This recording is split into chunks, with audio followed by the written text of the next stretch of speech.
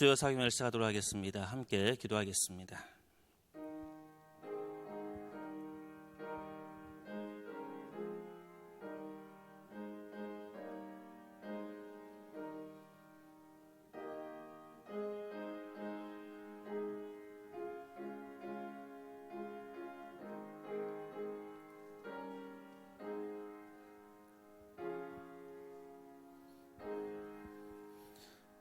사랑의 하나님 감사합니다. 수요일 이 저녁 시간을 온전히 하나님께 드립니다. 주님께서 말씀하시고 주의 말씀에 순종하는 주님의 사랑하는 백성들 될 수 있도록 이 시간에 주님의 성령으로 우리에게 은혜를 덧입혀 주옵소서. 예수님의 이름으로 기도합니다. 아멘. 다 함께 찬송가 407장 함께 찬양하겠습니다.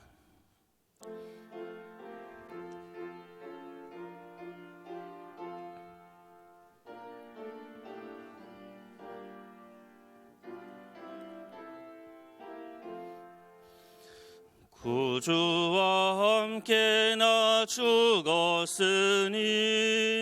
구주와 함께 나 살았도다.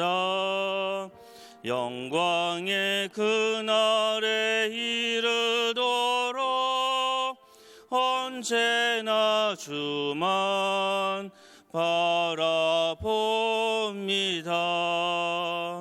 언제나 주는 날 사랑하사 언제나 새 생명 주시나니 영광의 그날에 이르도록 언제나 주만 바라봅니다. 마음속에 시험을 받을 때와 무거운 근심이 있을 때에 주께서 그때도 같이 하사 언제나 나를 도와주시네. 언제나 주는 날 사랑하사 언제나 새 생명 주시나니 영광의 그날에 이르도록 언제나 주만 바라봅니다. 뼈 아픈 눈물을 흘릴 때와 쓰라린 마음으로 탄식할 때 주께서 그때도 같이 하사 언제나 나를 생각하시네. 언제나 주는 날 사랑하사 언제나 새 생명 주시나니 영광의 그날에 이르도록 언제나 주만 바라봅니다. 내 몸의 약함을 아시는 주 못 고칠 질병이 아주 없네.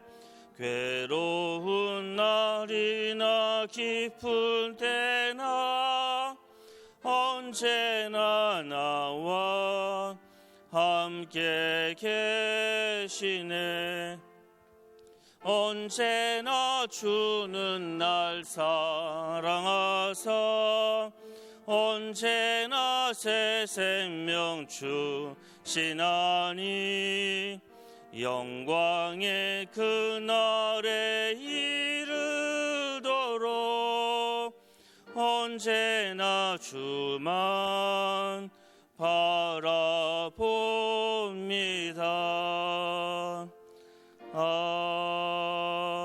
아멘. 오늘 우리에게 주신 하나님의 말씀 사무엘하 12장 13절에서 15절까지 말씀입니다.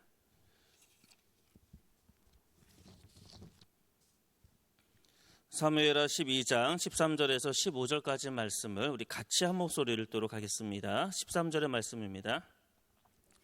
다윗이 나단에게 이르되 내가 여호와께 죄를 범하였노라 하매 나단이 다윗에게 말하되 여호와께서도 당신의 죄를 사하셨나니 당신이 죽지 아니하려니와 이 일로 말미암아 여호와의 원수가 크게 비방할 거리를 얻게 하였으니 당신이 낳은 아이가 반드시 죽으리라 하고 나단이 자기 집으로 돌아가니라. 아멘. 우리 시간 함께 인사하기를 원합니다. 하나님은 살아계십니다. 네, 하나님은 살아계십니다. 네, 오늘도 살아계신 하나님께서 저와 여러분에게 말씀의 은혜를 주기를 소원합니다. 오늘 말씀을 준비하면서 사실 개인적으로는 굉장히 힘들었습니다. 내일이 이제 저 첫 번째 아들이 이제 고3이라 이제 수능을 보거든요. 저는 이제 수험생의 부모의 마음을 처음 이제 경험해 보니까 하루 종일 마치 이렇게 꿈속에 헤매는 것처럼 뭔가 긴장감과 뭔가 애틋한 마음과 여러 가지 집중이 되지 않은 마음이 하루 종일 이렇게 지배를 하고 있어서 하나님의 말씀을 준비하면서 왜 이렇게 오늘은 힘들지? 막 이런 생각을 좀 많이 했었습니다. 그럼에도 불구하고 오늘 내용이 회개에 대한 내용이기 때문에 회개하는 마음으로 다시 한번 열심히 또 말씀을 또 준비해 봤습니다. 우리가 지난주에 이런 내용을 함께 나눴지요. 밧세바 사건에 대한 이야기를 나눴습니다. 밧세바 사건은요, 한 성공한 중년의 남성이 어떠한 중년의 때에 어떤 일탈한 성적 일탈에 대한 이야기가 아니라 이것은 한 권력가가 자신의 권력을 갖고 하나님의 정의로움과 또 하나님의 그 헤세드, 하나님의 그 사랑을 실천하지 못하고 자신의 권력을 남용한 아주 결정적 사건이고 결정적인 죄였다라고 그 내용의 말씀을 함께 나눴습니다. 자, 오늘 우리가 함께 나눌 이제 12장의 내용은요, 바로 밧세바 사건, 결정적인 이 죄를 짓고 나서 그러면 그 다음에 도대체 어떤 일이 일어났는지에 대한 내용이 오늘 12장의 내용입니다. 그래서 그 내용은요, 바로 회개의 시작이고 용서의 시작에 대한 메시지가 12장의 내용입니다. 그런데 12장 1절을 보면 처음에 주어가 등장하는데요, 하나님께서라고 시작이 되어집니다. 참으로 의미 있는 시작인 것 같습니다. 용서의 시작이며 화해의 시작이었던 화해의 시작, 바로 용서와 회개는 하나님께로부터 우리에게 다가온다. 그 메시지를 우리에게 명확하게 주고 있는 것이 바로 12장의 시작의 말씀인 것 같습니다. 그래서 프린터 제일 위에 보시면 12장 1절에서 제 박스에다가 여호와께서 나단을 다윗에게 보내시니라고 써놨습니다. 바로 하나님께서 주어 되시고 하나님께서 시작하시고 인간의 회개와 용서의 시작은 오직 하나님의 주권에 있음을 바로 12장은 선포하고 있습니다. 그런데 그 하나님의 그 일이 어떻게 이 땅에 이루어질까요? 하나님께서 저 하늘 위에서 보지 않으셔가지고 내가 용서하노라 라고 하면서 하나님께서는 그렇게 일하지 않으십니다. 하나님께서는 한 인간을 들어서 한 인간을 통해서 하나님의 놀라운 용서와 회개의 시작을 하십니다. 자, 이때 누구를 쓰십니까? 나단을 쓰십니다. 하나님께서 나단을 다윗에게 보내시니 굉장히 짧은 문장임에도 불구하고요, 이 문장에서는 바로 하나님께서 이 땅 안에서 역사하는 방법, 한 인간을 들어서 하나님의 용서와 회개의 시작을 알리시는 하나님의 위대한 역사의 시작을 우리는 발견할 수가 있습니다. 그리고 나단의 입장에서는 어땠을까요? 나단은요, 굉장히 결단력이 있고 순종의 사람이었던 것 같습니다. 사무엘상을 보게 되면요, 그 당시 최고의 예언자라고 할 수 있었던 사무엘조차도요, 사울에게 싫은 소리를 하러 갈 때, 아니면 다윗에게 기름을 부을 때 사울이 마치 나를 죽일 것 같은 그 두려움 때문에 하나님 앞에 이야기하는 장면이 나오거든요. 그런데 지금 하나님께서 나단에게 다윗에게 보냈다고 하니까 우리는 이 나단이 굉장히 쉽게 다윗에게 갔을 것이라고 우리는 지레짐작을 하게 됩니다. 하지만 우리가 나단이라고 가정해 보십시오. 분명 최고의 권력가가 죄를 지었습니다. 근데 이 죄가 단순한 죄가 아니지요. 전쟁의 상황 속에서 마치 역적들이 하는 것 비슷하지 않습니까? 전쟁의 상황 속에서 가장 충성스러운 그 부하의 아내를 겁탈하고 그 충성스러운 신하를 죽였던 사건이 바로 11장의 내용입니다. 이것을 나단이 지적하러 가는 겁니다. 여러분, 이게 결코 쉬운 발걸음은 아니었을 것입니다. 그럼에도 불구하고 나단의 결단과 그의 순종과 하나님을 향한 그의 믿음의 마음이 그로 하여금 다윗에게 가게 되어졌고, 아주 담백하게 성경에서는 하나님께서 나단을 다윗에게 보냈다라는 이 글 안에 담아져 있습니다. 이제 나단은요, 다윗에게 가서 이제 한 가지 비유의 이야기를 합니다. 순종의 사람이었고 결단력이 있었던 나단, 그는 이 이야기를 통해서 그의 지혜와 또 그의 아주 신중함을 우리에게 잘 보여주고 있습니다. 그 내용은 이런 내용이었어요. 한 성읍에 부자가 있었고 가난한 사람이 있었는데, 이 부자가 손님을 접대하기 위해서 가난한 자의 양을 잡아다가 접대했다라는 내용입니다. 우리가 이 이야기를 그냥 들으면 그냥 하나의 은유적인 표현이구나라고 생각할 수 있지만, 그곳에 쓰였던 단어 하나하나를 유심히 보게 되어지면 그것은 다윗이 저질렀던 범죄를 드러나는 그런 단어들을 계속 쓰고 있어요. 그래서 지금 박스를 보시면 가운데 박스가 있지요. 1절부터 4절까지 내용을 보면 먹으며 마시며 품에 누우며 딸 빼앗다 잡았다, 이렇게 굵은 글씨로 제가 밑줄을 친 단어들이 있을 것입니다. 이 모든 단어들은요, 사실 다윗의 범죄 현장을 묘사하는 11장에 나와 있는 단어들을 중복해서 씁니다. 그래서 나단은 지금 굉장히 신중하고 지혜롭게 한 비유를 이야기하면서 간접적으로 다윗이 저지른 범죄들을 조금씩 암시하고 드러내고 있는 겁니다. 참 지혜로운 나단의 모습이 보여집니다. 그 중에서 우리가 몇 가지 더 보게 되어지면요, 이 딸 같다고 그러거든요. 이 어린 양을 딸 같다고 이야기하는데, 딸이 히브리 말로 바트라는 말입니다. 그리고 바세바가요, 히브리어로 이야기하면 바트세바입니다. 그래서 사실 바세바, 바트세바 이런 말들을 통해서 넌지시, 암시적으로 우리는 그 내용을 알 수가 있습니다. 그래서 이 모든 부자의 악행을 묘사하는 그 단어는 다 다윗의 악행과 범죄를 연상시키는 방법으로 지금 나단이 이야기를 하고 있습니다. 자, 이렇게 이야기를 했을 때, 자, 다윗의 반응이 어떻지요? 다윗이 노합니다. 지풀에 이거 아시죠? 그러니까 이런 거예요.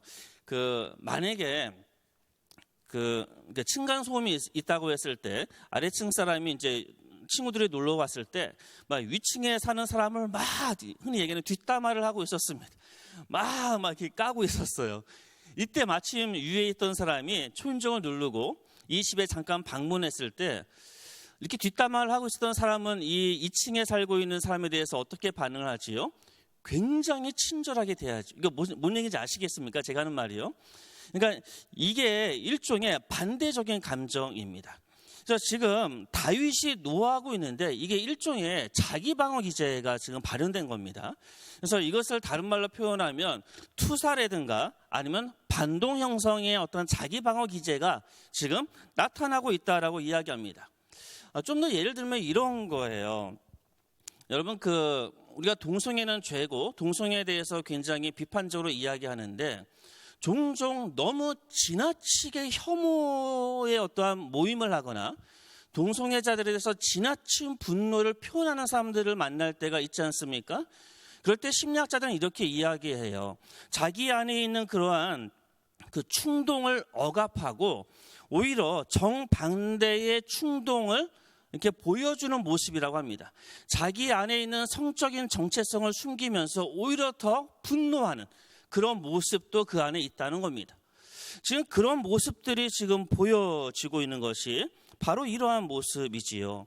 그래서 이런 이야기를 하지요. 쾌락주의자와 사실 금욕주의자는 똑같습니다. 심리적 메커니즘이요.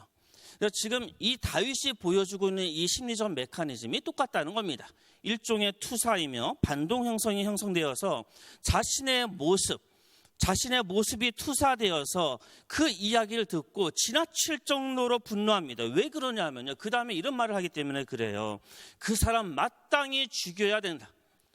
지금 이 이야기에서는 그냥 양을 잡아 죽인 거잖아요. 양을 빼앗은 거거든요. 근데 지금 다윗의 반응은 뭐냐면 그 사람을 죽이겠다는 거예요. 그리고 심지어 어떻게 하는 겁니까? 그 양을 4배나 갚아줘야 된다라고 이야기합니다. 물론 이때 이 4배는 출애굽에 나와 있는 율법의 내용입니다. 남의 양을 도둑질하거나 그것을 죽이면 4-5배를 갚으라고 말씀에 나와져 있거든요. 그래서 다윗은 지금 굉장한 분노를 보여주고 있는데 사실 그 모습은 자기 자신의 모습이었다는 겁니다. 어떤 주석가는 이런 이야기를 하더라고요. 이때 이 4배라고 표현되어졌는데요. 그 랍비 주석에 이런 표현이 참 재밌어서 제가 거기다가 글을 하나 써놨습니다. 나중에 이제 이 부자가 다윗인 것이 밝혀지잖아요. 그래서 그 4명의 아들이 죽습니다. 밧세바에서 낳은 첫 번째 아들이 죽고요. 그 다음에 암논과 압살롬과 아도니아가 죽어서 이 4배가 이 4명의 아들에 대한 은유적인 표현이다라고 이렇게 랍비 주석도 있는데요. 그거는 그냥 재미삼아서 그럴 수도 있다 정도로 이해하시면 좋을 것 같습니다. 이렇게 다윗이 많이 분노했을 때에 이제 나단이 결정적인 말을 7절에서 던집니다. 프린터를 한 장 넘기시고요. 내용은 무엇입니까? 당신이 바로 그 사람입니다. 여러분, 이 장면을 우리가 내가 다윗이거나 아니면 그 나단이거나 아니면 그 당시 그 옆에 있었던 신하거나 제3자 입장에서도 이 장면을 보면요, 굉장히 진실의 순간이 잘 드러내는 마치 클라이막스와 같은 순간일 겁니다. 막 지금 다윗이 분노하고 있습니다. 그 앞에 나단이 성령에 사로잡혀서 담대한 마음으로 외치는 겁니다. 바로 당신이 그 사람입니다. 이 한마디가 다윗의 마음을 무너뜨립니다.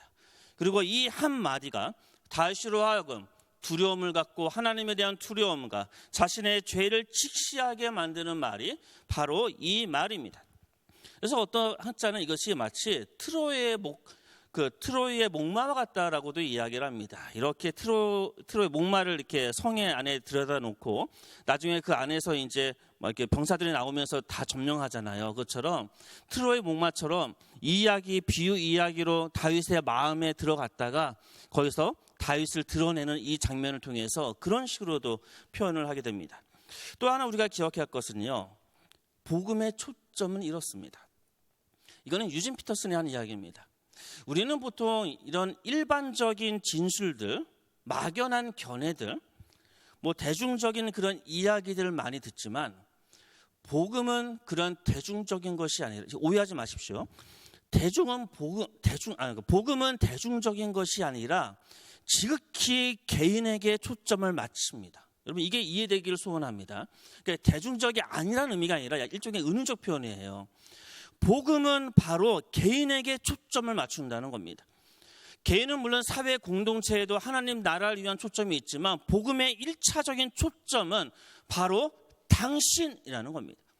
지금 나단의 이 이야기가 바로 복음의 초점을 우리에게 보여주고 있다는 겁니다.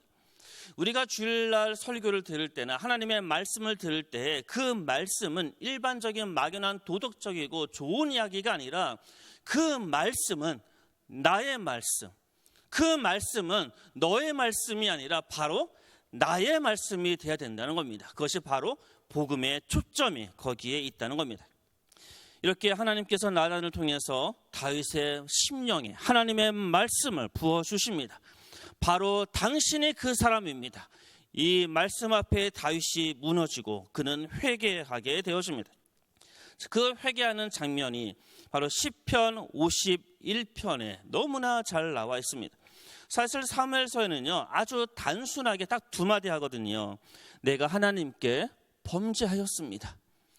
이게 사무엘서에는 이렇게 나오지만 이때 시편 51편을 보면 다윗의 참여하는 이 마음을 우리는 좀 더 잘 알 수가 있습니다. 그래서 51편의 말씀을 잠깐 살펴보려고 합니다. 자, 먼저 1절을 보시면요, 하나님이여 주의 인자를 따라 내게 은혜를 베푸소서. 자, 죄를 지었던 다윗, 내 죄의 용서, 내가 회개하고 내가 용서받을 수 있는 근거를 먼저 얘기합니다. 저와 여러분은 죄인입니다. 우리는 용서받을 수 있습니다. 그 근거가 뭡니까?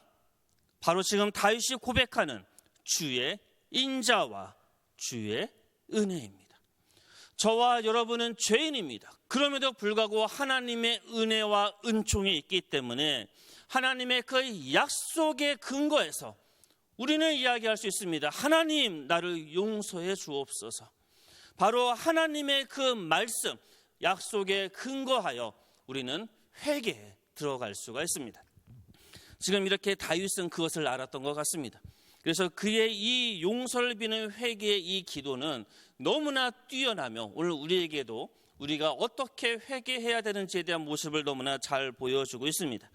이제 다윗은 다시 주의 인자를 따라 내게 은혜를 베푸소서라고 이야기하고 나서 주의 많은 긍휼을 따라 내 죄악을 지워주소서, 나의 죄악을 말갛게 씻으시며 나의 죄를 깨끗이 제하소서라고 지금 요청하고 있습니다. 한글에서는 이 죄라는 표현이 똑같이 죄로 나왔지만요, 히브리 말로는 다 다른 말이고 의미도 다릅니다. 첫 번째 죄악은요, 의미는 이런 의미입니다. 하나님과의 관계 안에서 의지적으로 하나님의 뜻을 거스린 것, 반역한 것, 그 죄악을 첫 번째 죄악으로 이야기합니다. 두 번째 나와 있는 죄악은 원문의 의미는 뭐냐면 보통 생각의 잘못, 인격의 문제를 이야기합니다. 그 다음에 세 번째 나와 있는 죄는 보통 행동의 잘못을 이야기합니다. 그래서 지금 이것은 한 인간이 가질 수 있는 마음과 행동과 하나님과의 관계 안에서의 모든 죄를 지금 하나님께 하나님의 인자심으로 하나님의 은혜로 제발 이것을 용서해 달라고 지금 그렇게 간구하고 있는 겁니다. 자, 그리고 그 다음부터 물은 나는부터 우슬초 바로 앞에까지는요, 나는 죄에 대해서 아주 무능합니다라는 선언입니다. 나를 용서하소서. 나는 죄를 지을 수밖에 없는 아주 죄에 대해 무능한 사람입니다라고 지금 고백하는 겁니다. 그래서 물은 나는 내 죄가를 아오니 내 죄가 항상 내 앞에 있나이다라고 고백합니다. 그리고 그 다음에 내가 주께만 범죄하여 주의 목전에 악을 행하였나이다. 그런데 여기서 우리가 오해하지 말아야 될 것은요, 주께만 범죄하였다. 이 이야기를 들었을 때 분명 우리아를 죽이고 밧세바에게 범죄했잖아요. 그런데 왜 밧세바가 범죄했다고 이야기하지 않고 하나님께만 범죄했다라고 써 있습니까? 이거는요, 히브리적 표현입니다. 이게 하나님께만이라는 의미가 아니라는 겁니다. 이 표현은 인간이 저지르는 모든 죄들은 하나님께 저지른 죄와 동일하다는 의미를 갖고 있는 그런 의미입니다. 그래서 인간에게 지은 모든 죄는 하나님께 지은 죄입니다. 그래서 우리 예수님께서 이야기하시지요. 하나님 사랑과 이웃 사랑을 이야기합니다. 이웃에게 함부로 대하고 이웃에게 죄를 짓고 이웃을 학대하고 폭력하고 살인을 저지르고 사기를 치고 상대방의 가슴을 아프게 하는 모든 죄들, 이게 뭐라고요? 하나님께 하는 거라는 겁니다. 왜 그렇습니까? 그 사람은 하나님의 형상대로 지음받은 하나님의 사랑받는 존재이기 때문에 그 존재에게 죄를 지을 때 그것은 바로 하나님을 향한 죄이기 때문에 그렇습니다. 자, 그렇게 보소서 주께서 중심이 진실하심을 원하시오니 내게 지혜를 은밀히 가르치소서 하고 나서요, 그 다음에 우슬초라는 이 이야기부터 그 다음에 하나님이여 요까지는요, 죄의 용서를 구하고요. 그 다음에 이제 보지 않고 설명드리겠습니다. 그 다음에 10절부터 15절까지 보면요, 영적 갱신에 대한 이야기를 하고요. 그 다음에 16절부터 17절까지는 예배의 회복을 이야기하고 마지막에 18절부터 19절까지는 개인의 회복에서 사회적 차원의 회복까지 이야기합니다. 그래서 이게 나중에 이게 51편만 갖고 좀 이렇게 말씀을 좀 나눌 수 있는 시간이 있으면 참 좋겠습니다. 하나님의 말씀에 근거하여 용서를 빌고 죄에 대해서 무기력하고 무능한 자신을 고백하고 그리고 하나님께 내 죄를 용서해달라고 다시 고백하고 그러고 나서 내가 영적으로 다시 새롭게 되길 원합니다. 새 창조되길 원합니다. 그리고 주님, 내가 다시 예배를 회복하겠습니다. 그리고 나 개인뿐만 아니라 우리의 공동체와 사회적 차원에서 하나님 나라를 위해서 헌신하며 나아가겠습니다라고 고백하는 것이 시편 51편의 이 참회 시의 내용입니다. 내용을 더 많이 다루고 싶지만 오늘은 이 정도까지만 하고 넘어가겠습니다.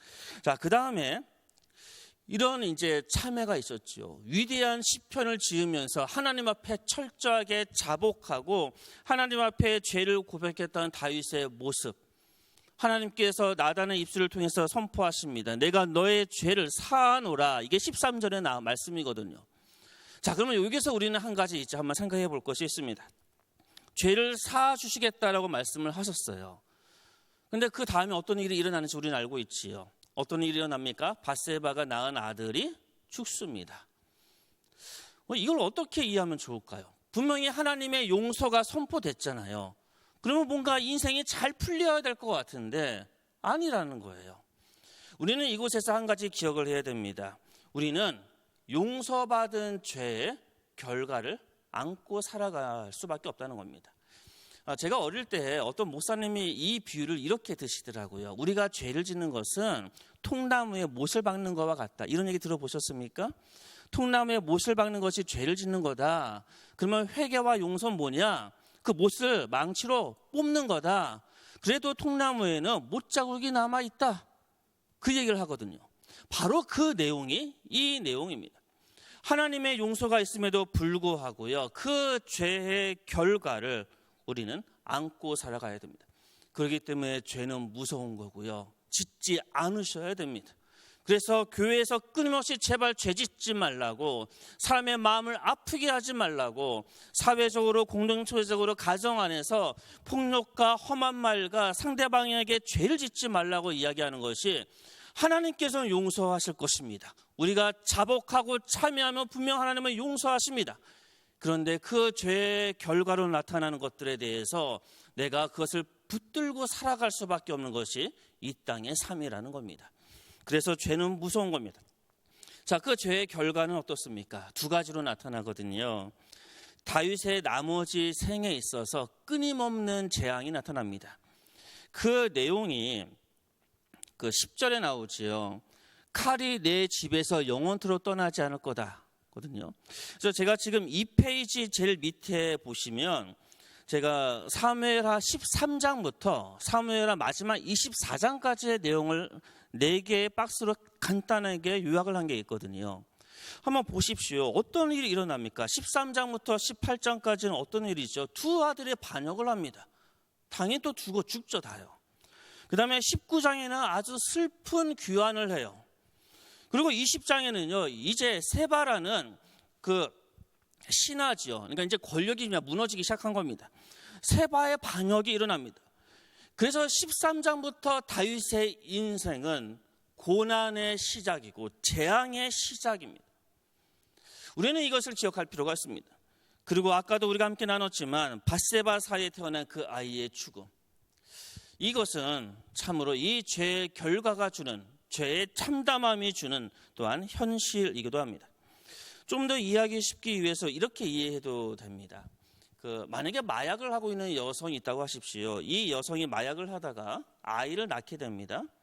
그리고 마약을 끊었습니다. 이 아이는 어떻게 될까요? 죽어요. 100% 죽습니다. 거의요. 그러니까 지금 이런 거와 비슷하다는 겁니다. 마약을 하다가 마약을 끊고 돌이켰지만 마약을 했던 그 결과가 태어나는 아이한테 영향을 끼쳐서 그 아이가 끝내 죽는 것처럼 지금 밧세바의 자녀가 그 죄의 결과를 때문에 죽게 되는 이 모습을 우리는 안타까운 모습으로 볼 수밖에 없습니다. 자, 이제 우리는 12장의 마지막 부분을 함께 볼 겁니다. 23절부터 31절까지는 제가 이 표현을 많이 좋아하기 때문에 제가 세 번째 이 표현을 쓰는 것 같습니다. 인간의 오류에도 불구하고 역사하는 하나님의 은혜. 제가 개인적으로 좋아하는 바르트 신학자가 했던 말이고요. 인간의 이러한 잘못과 인간의 오류에도 불구하고 어떤 일이 일어나지요? 나중에 솔로몬이 태어나지요. 솔로몬의 뜻은 살롬입니다. 평화입니다. 이게 말이 되는 겁니까? 사실 밧세바의 이 불륜 속에서 그의 남편을 죽이고 그를 취하고 나서 물론 첫 번째 아이는 죽었지만 그래도 그 아이가 태어났는데 그의 이름을 평화라고 짓습니다. 이게 하나님의 은총입니다. 그리고 이 범죄 현장에 나단을 통해서 이렇게 하나님께서 불같은 하나님의 심판의 메시지를 주셨는데요. 나중에 솔로몬이 왕으로 등극할 때 결정적으로 솔로몬을 지지했던 예언자, 선지자가 누군지 아십니까? 나단입니다. 참으로 하나님의 역사, 하나님의 은총의 역사는 어떻게 전개되어지는지 인간의 상상으로, 인간의 생각으로 가늠할 수가 없는 것 같습니다. 그리고 두 번째 사건이 일어납니다. 암몬과의 전쟁 중에 있었던 일이지요. 암몬과의 전쟁 속에서 그 성을 거느리다가 밧세바를 보면서 이런 일들이 일어나지 않았습니까? 왕으로서의 자신의 처신을 충분히 감당하지 못했던 다윗의 모습인데 이제 마지막 부분에서 암몬과의 전쟁에서 끝내 승리하는, 그래서 왕으로서의 그 역할을 다하는 다윗의 모습을 우리에게 보여줍니다. 인간의 잘못에도 불구하고 평화를 주시고 승리를 주시는 하나님의 놀라운 은총을 우리는 발견하게 됩니다. 이렇게 12장의 말씀이 끝나고요. 오늘도 부록처럼 회개에 대한 내용을 써놨습니다. 구약에서 회개는 무엇일까? 이제 한 5분 정도 하면 이야기가 끝날 것 같습니다. 조금만 잠깐만 보겠습니다. 구약에서의 회개는 어떤 내용을 주로 다룰까요? 히브리 말로 슈브라는 단어가 회개라는 단어입니다. 물론 낙함이라는 단어도 있지만 이거는 주로 이제 하나님께 대해서 쓰는 표현이고 회개라는 표현은 슈브입니다. 그리고 그 핵심은 돌아서는 겁니다. 그러니까 우리가 너무나 잘 알고 있는 내용입니다. 그런데 어떤 걸 돌아섭니까? 죄와 허물에서 떠나서 하나님께로 돌아가는 것, 처음의 길을 되찾는 것, 원래의 모습으로 돌아가는 것, 이것을 슈브, 회개라고 구약에서는 이야기하고 있습니다.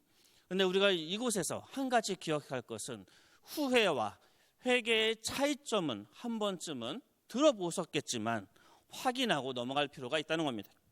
후회를 한다는 것은요, 단순하게 뉘우치는 거예요. 아주 소극적으로 뉘우치고 반성하는 겁니다. 하지만 회개한다는 것은요, 버리고 떠나는 적극적인 것을 이야기합니다. 옳지 않다고 부정하는 것, 인정하는 것을 이야기합니다. 그래서 번역의 스타트 포인팅이라고, 들머리라고 이야기하고 있습니다. 그런데 이 후회와 회개의 차이점, 제가 지금 드린 말씀은 충분히 이해하셨을 겁니다. 이게 굉장히 잘 드러나고 있는 신약의 놀라운 말씀이 하나 있어요. 그래서 그 말씀을 3페이지 마지막에다가 제가 써놓고 소개하려고 합니다. 제가 고린도후서 7장 8절부터 10절까지 말씀을 읽어드릴 텐데 후회, 회개 이런 단어가 나오는데 제가 방금 설명드렸던 이 설명하에서 읽어나가시면 명확하게 회개와 후회가 무엇인지 차이를 우리는 발견하게 될 겁니다. 읽어드리겠습니다. 그러므로 내가 편지로 너희를 근심하게 한 것을 후회하였으나 지금은 후회하지 아니함은 그 편지가 너희로 잠시만 근심하게 한 줄을 압니다. 내가 지금 기뻐함은 너희로 근심하게 한 까닭이 아니요 도리어 너희가 근심함으로 회개함에 이른 까닭이라. 너희가 하나님의 뜻대로 근심하게 된 것은 우리에게 아무 해도 받지 않게 하려 함이라. 하나님의 뜻대로 하는 근심은 후회할 것이 없는 구원에 이르게 하는 회개를 이루는 것이요 세상 근심은 사망을 이루는 것이니라. 아멘. 회개와 후회의 차이점이 명확하게 드러나고 있는 신약의 아주 좋은 말씀입니다. 쉽게 이야기하면 회개는 의지가 들어간다는 겁니다. 그래서 마지막 4페이지에다가요, 회개의 3요소 하면서 써놓긴 했지만 내용은 아주 간단합니다. 회개의 진정한 회개는요, 우리의 의지가 있을 때 회개다, 이 얘기하고자 이렇게 표로 만들고 동그라미도 만들고 이렇게 4페이지에다가 표현했을 뿐입니다. 그런데 우리가 먼저 기억해야 될 것, 우리 인간은 지정의, 이것을 인격이라고 이야기하지요. 그래서 우리는 하나님 앞에 회개할 때 인격적인 회개, 우리의 지성과 우리의 감정과 의지의 돌이킴과 회개가 반드시 필요한 겁니다. 우리의 지성적인 것은 죄를 깨닫는 겁니다. 죄를 깨닫는 것, 지성적인 요소가 없으면요, 회개는 아예 시작되지 않습니다. 그래서 로마서 이런 말씀이 있지요. 율법으로 죄를 깨닫게 한다. 여러분, 율법이 폐해졌다는 표현을 잘못 이해하시면 안 돼요. 율법을 버려라 이런 의미가 아닙니다. 그것은 율법이 완성됐다는 의미이고요. 율법의 용도는 우리의 죄를 깨닫게 만드는 겁니다. 그래서 우리의 지성적인 요소, 그러니까 뭐가 죄인지, 뭐가 하나님의 뜻인지 도대체 알아야 되잖아요. 그게 바로 율법이며 하나님의 말씀입니다. 그래서 하나님의 말씀을 알아야지 그것을 모르면 회개는 아예 출발할 수가 없습니다. 그래서 우리가 교회에서 하고 있는 모든 성경 공부나 교회에서 진행되고 있는 모든 설교라든가 교회에서 진행되어지는 모든 하나님의 말씀을 함께 나누고 공부하는 그 모든 것, 이것은 항상 모든 것들의 가장 기본이 될 수밖에 없습니다. 이것을 통해서 우리가 회개로 나아가는 것이기 때문에 그렇습니다. 그리고 또 한 가지, 우리가 의지적으로 회개하고 돌이키고 하나님의 뜻대로 살아간다면 겉으로 볼 때는 회개하는 것 같은 감정적인 모습도 안 보이고 뭔가 기도할 때 남들 회개하는 것처럼 막 뜨겁게 막 울부짖고 하는 것 같지도 않지만 그가 하나님의 말씀대로 하나님의 뜻대로 살아가는 사람으로 보인다면 거기에는 정서적이며 거기에는 지성적인 요소가 결여되어 있지는 않다는 겁니다. 그래서 그것을 표로 이야기하면 지성, 감성, 의지에서 그 안에 다 포함된다 이렇게 표현을 했습니다. 사랑하는 성도 여러분, 오늘 다윗의 회개의 메시지를 함께 나눴습니다. 다윗의 회개의 메시지를 통해서 우리는 다윗의 그 연약함과 더불어 그의 위대함을 바라보게 됩니다. 그리고 그것보다 먼저 우리가 기억해야 될 것은 이 모든 것의 시작은 12장 1절 하나님께서 주어가 되신다. 하나님께서 시작하신다. 내가 죄를 깨닫고 회개하고 구원에 받는 그 모든 길에 주도권은 하나님이시구나. 그래서 다윗이 이야기했던 하나님의 은총과 은혜, 그것이 우리에게 있을 때만 이 모든 것이 가능하구나.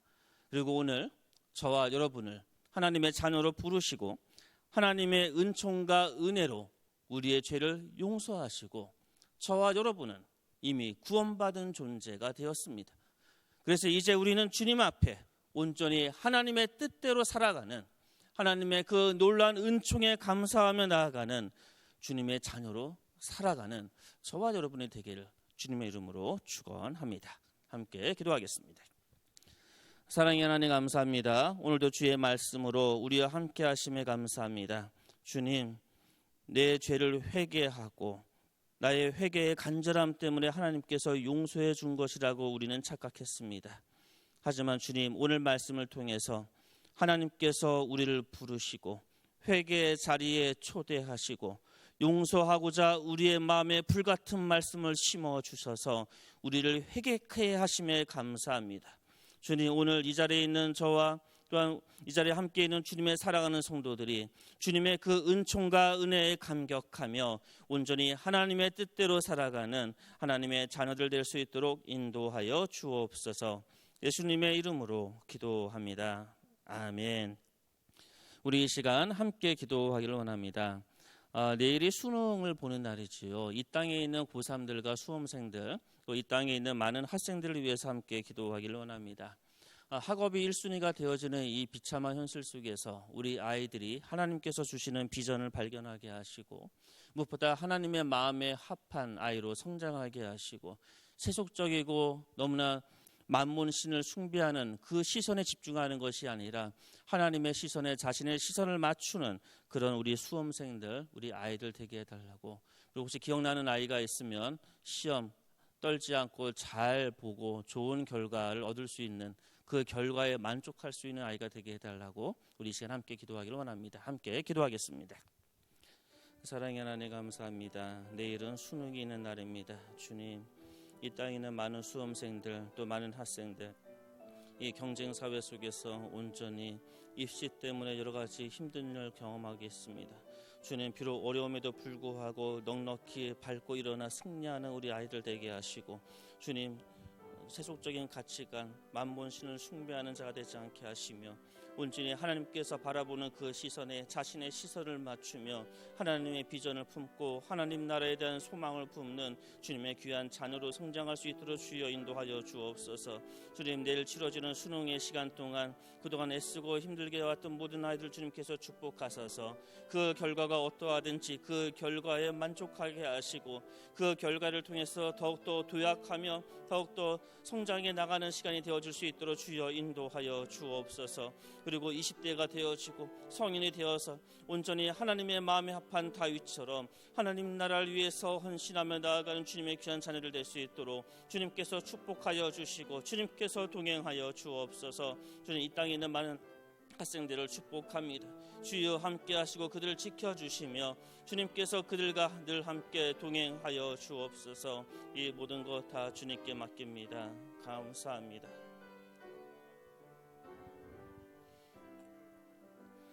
주님 감사합니다. 이 땅에 있는 많은 수험생들과 학생들을 축복하며 기도합니다. 주님, 우리 아이들이 하나님의 시선에 자신의 시선을 맞추는 하나님의 자녀들 되게 하시고 세속적인 가치관과 만몬신을 숭배하는 어리석은 자 되지 않도록 주님께서 지켜주옵소서. 주님, 내일 수능을 보는 시간 동안 우리 살아가는 수험생들을 지켜주시고 그의 결과가 어떠하든지 그 결과에 만족하며 그 결과를 통해서 더욱더 성장하며 하나님 나라를 위해서 헌신할 수 있는 귀한 하나님의 자녀들 될 수 있도록 주님께서 인도하여 주옵소서.